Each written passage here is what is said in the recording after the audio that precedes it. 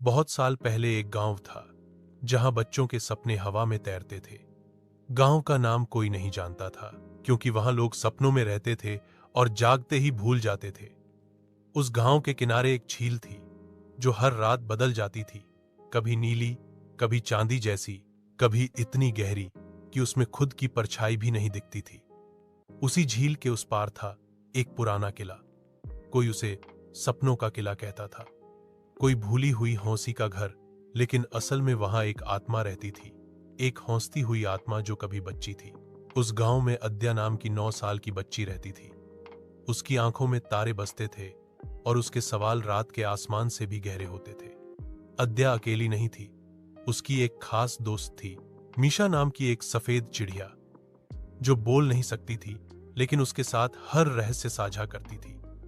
एक रात जब सब सो रहे थे, अद्या ने नींद को झटका और चुपचाप बाहर निकल पड़ी। वो जानती थी कि उसकी मंजिल सपनों का किला है। वहां से जो हौसी आती थी वो डरावनी नहीं थी, वो जैसे उसके नाम से पुकारती थी, अद्या आओ। झील तक पहुंचते ही उसे लगा जैसे समय रुक गया हो। पानी में परछाई नहीं थी, सिर्फ भंवर थे जो आवाज करते थे। हर भंवर से एक फुसफुसाहट निकल रही थी। जो अंदर गया बाहर कभी नहीं आया, लेकिन अद्या रुकी नहीं। उसने मीशा को देखा जो चुपचाप उसके कंधे पर बैठी थी। वो दोनों आगे बढ़े। झील में कमल के फूल थे जो खुद से रास्ता बना रहे थे। फूल अद्या के पांवों के नीचे खिलते जा रहे थे। जैसे जैसे वो बढ़ती गई, फूलों के रंग बदलते गए, सफेद, फिर हल्का नीला, फिर काला। आखिर में वो उस टीले तक पहुंची जहां किला था। दरवाजा खुला था, किसी ने ताला नहीं लगाया था, कोई पहरेदार नहीं था। अंदर अंधेरा नहीं था, बल्कि रोशनी थी, लेकिन वो रोशनी दीवारों से नहीं आती थी, वो किसी की यादों से निकल रही थी। हर ईंट एक कहानी थी, हर कहानी अधूरी। जैसे ही अद्या अंदर घुसी, दरवाजा अपने आप बंद हो गया, लेकिन उसे डर नहीं लगा, बल्कि ऐसा लगा जैसे वो घर लौट आई हो।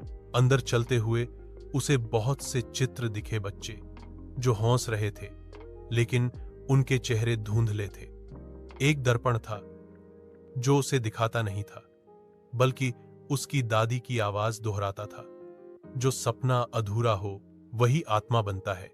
फिर वो एक कमरे में पहुंची जहां हवा नहीं थी, लेकिन संगीत था, बिना किसी वाद्य यंत्र के।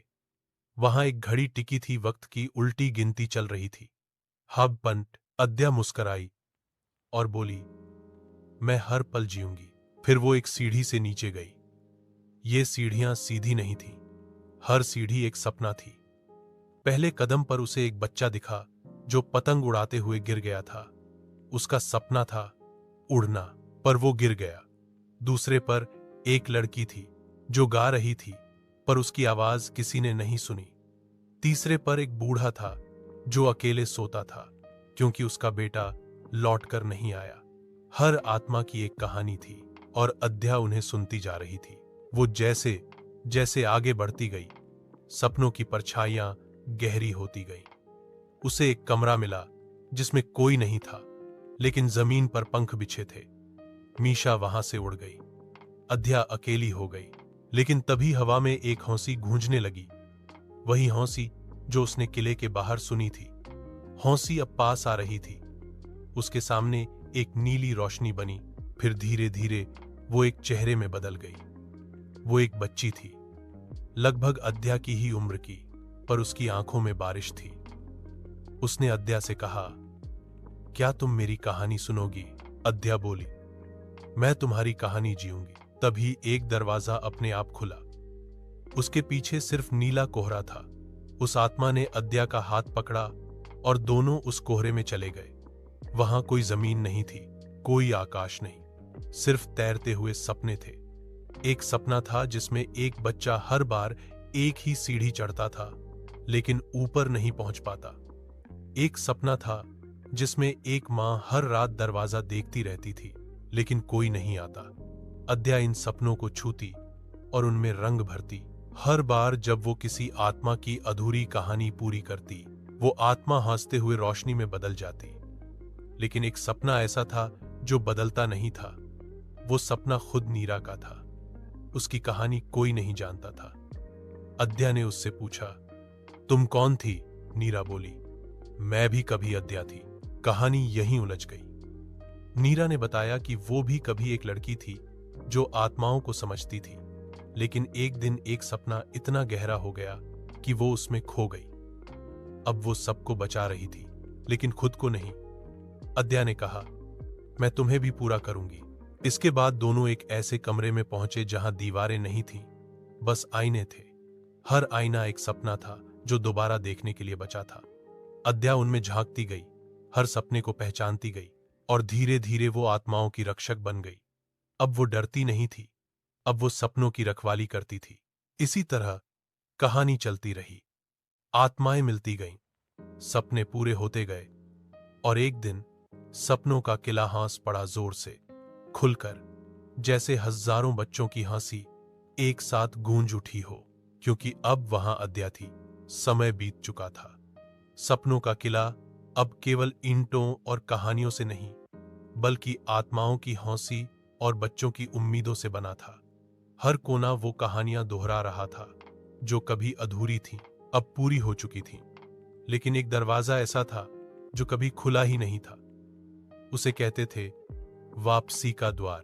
अद्या ने वह दरवाजा नहीं देखा था, लेकिन वह महसूस करने लगी थी कि उसे अब लौटना है। उसने नीरा की ओर देखा, वह अब पूरी आत्मा बन चुकी थी। उसकी आंखों में अब बारिश नहीं, रोशनी थी। नीरा ने कहा, तुमने सबको पूरा किया, पर क्या तुम खुद को समझ पाई? अद्या ने धीमे से सिर हिलाया। मैं अब जानती हूं कि हर सपना डरावना नहीं होता। कुछ सपने हमें उन लोगों से मिलाने आते हैं जिन्हें हम नहीं जानते थे कि हम ढूंढ रहे हैं। उसने किले की ऊंचाई से झील की ओर देखा। अब वहां भंवर नहीं थे, अब वहां चमकते हुए कमल थे जो खुद से रास्ता बना रहे थे। लेकिन उस रास्ते पर चलना इतना आसान नहीं था, क्योंकि वह हर आत्मा को छोड़कर जा रही थी, हर कहानी को पीछे छोड़कर, और सबसे ज्यादा नीरा को। नीरा मुस्कुराई।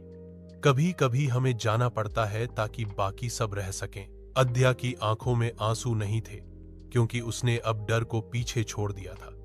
वह सपनों की कक्षा में प्रवेश कर चुकी थी। उसकी हर सांस अब कहानी थी। जैसे ही वह झील की ओर बढ़ी, कमल एक एक कर उसके कदमों के नीचे फिर खिलने लगे, लेकिन अब उनके रंग सफेद से सुनहरे हो गए थे। हर आत्मा जो कभी अधूरी थी, हवा में तैरते हुए उसके चारों ओर दिखाई दी। कोई अपनी पतंग लेकर, कोई अपनी मां की बाहों में, कोई अपनी धुन गुनगुनाते हुए। उसने मीशा को फिर देखा। अब वह सिर्फ एक चिड़िया नहीं थी, वह उड़ान थी। अद्या ने अपनी हथेली खोली और हवा में कुछ छोड़ा, शायद एक अधूरा सपना, और वो भी उड़ गया। जैसे ही अद्या झील पार करने लगी, एक बार फिर से पीछे मुड़कर देखा।